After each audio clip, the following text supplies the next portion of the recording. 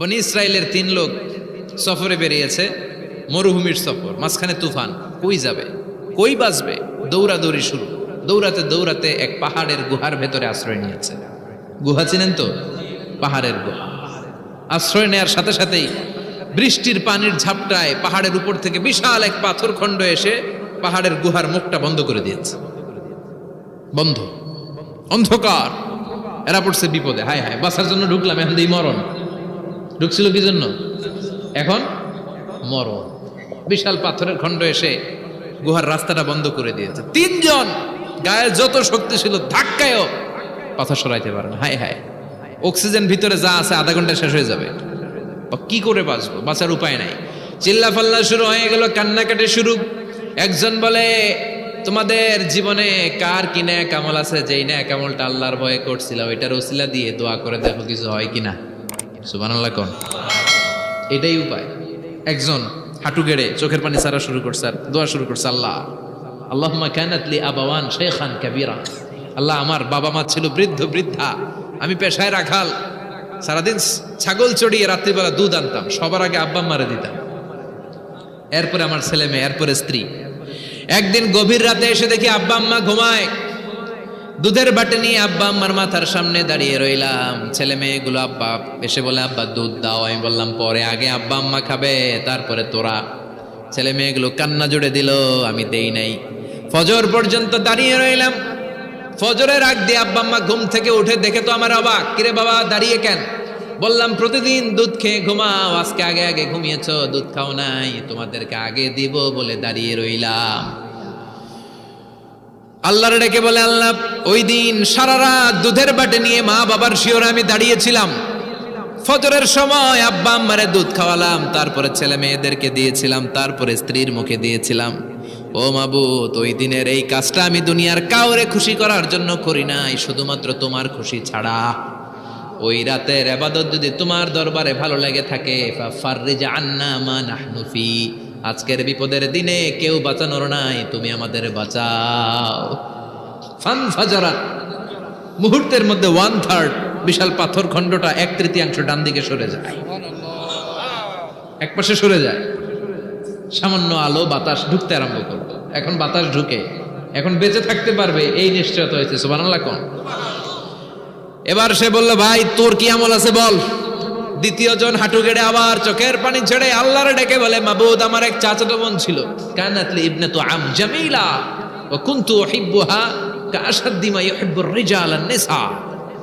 আল্লাহ, সুন্দরী, অনন্যা, অপ্সরী, প্রিয়ংবদা, অনুসুয়া, গুণবতী, রূপবতী আমার এক চাচাতো বোন ছিল, তার প্রেমে আমি ছিলাম পাগল পাড়া, কিন্তু সে তো আমার ডাকে সাড়া দেয় না। অনেক চেষ্টা করলাম তারে পাওয়ার জন্য। চাচাতো বোন আমারে বলে, 100 স্বর্ণ মুদ্রা যেদিন দিতে পারবা ওই দিন আমারে পাবা। এবার আমি স্বর্ণ মুদ্রা কালেকশনের কাজে লেগে গেলাম। বছরের পর বছর চেষ্টা করে 100 স্বর্ণ মুদ্রা যেদিন পেলাম ওই দিন চাচাতো বোনের কাছে গেলাম, যে তার হাতে স্বর্ণ মুদ্রা দিলাম, বললাম চলো এবার আমরা অপকর্ম করি। স্বর্ণ মুদ্রা পেয়ে সেও খুশি, আমিও খুশি। সে পাইছে স্বর্ণ, আমি পাইছি তারে। গোপন একটা রুমের ভেতরে ঢুকলাম, দুজনে জামা কাপড় খুলে ফেললাম, নেকেড হয়ে পাপ কাজ শুরু করব। ইন দা মিন টাইম আমার চাচাতো বোন আমারে বলে, ও আমার চাচাতো ভাই, আমারে তুই আমার সতীত্ব তুই নষ্ট করে দিস না, ইত্তাকিল্লাহ, আমার সম্ভ্রম তুই শেষ করে দিস না, ইত্তাকিল্লাহ, আল্লাহরে ভয় কর। আল্লাহ, ওই মুহূর্তে ফিরে আসা কঠিন কঠিন, কিন্তু ইত্তাকিল্লাহ, আল্লাহরে ভয় করে, এই শব্দটা যখন শুনলাম আমার ভিতরটা কেঁপে উঠেছে। আমি মুহূর্তে তোমার ভয়ে জামা পড়ে ওই রুম থেকে চিৎকার মেরে বেরিয়ে গিয়েছে। আল্লাহ, সেদিন আমি পাপ কাজ করি নাই, সেদিন আমি মনের খায়েশ মিটাই নাই, তোমার ভয়ে সেদিন আমি দৌড়ে পালিয়েছি।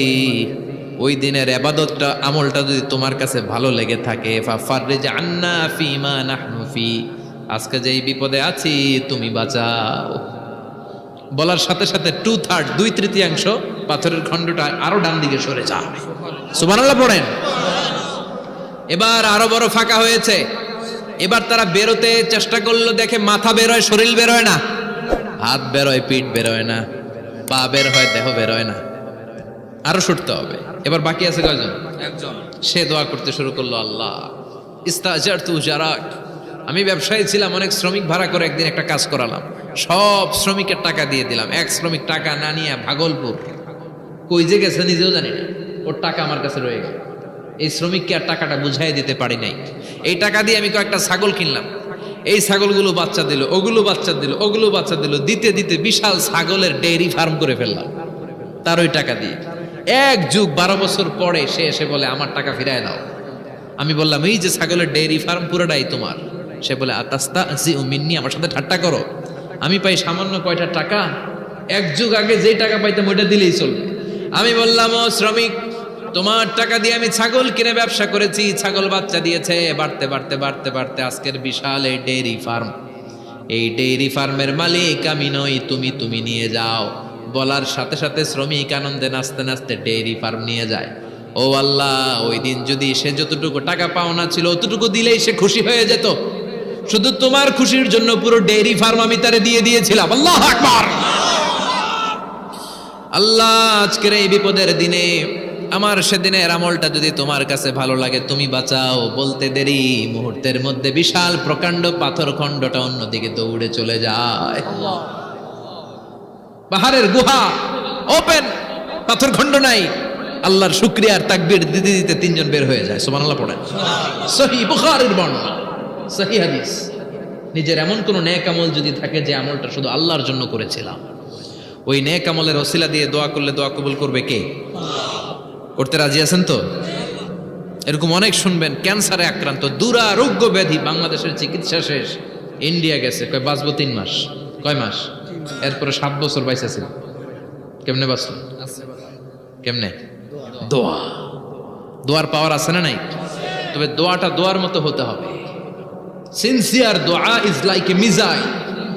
একনিষ্ঠ দোয়া এটা মিসাইলের মতো। মিসাইল হামলা করলে ইঞ্চি ইঞ্চি যেখানে মিসাইল বোমাটা পড়ার কথা ঠিক ওখানে পড়বে।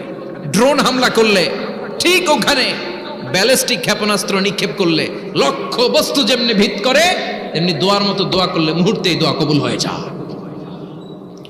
আমরা দোয়ার মতো দোয়া করতে জানি না, কেমন করে দোয়া করতে হয় আমাদের জানা নাই, এজন্য দোয়াও কবুল হয় না। চিল্লা এখন ঠিক কিনা? কিন্তু আল্লাহ ওয়াদা দিয়েছেন, উজিবু দাওয়াতাদ দাঈ ইযা, আমার বান্দা দোয়া করলে আমি দোয়া কবুল করি। আমার বান্দা চাওয়া মাত্রই আমি কবুল করে নেই। সুবহানাল্লাহ পড়েন।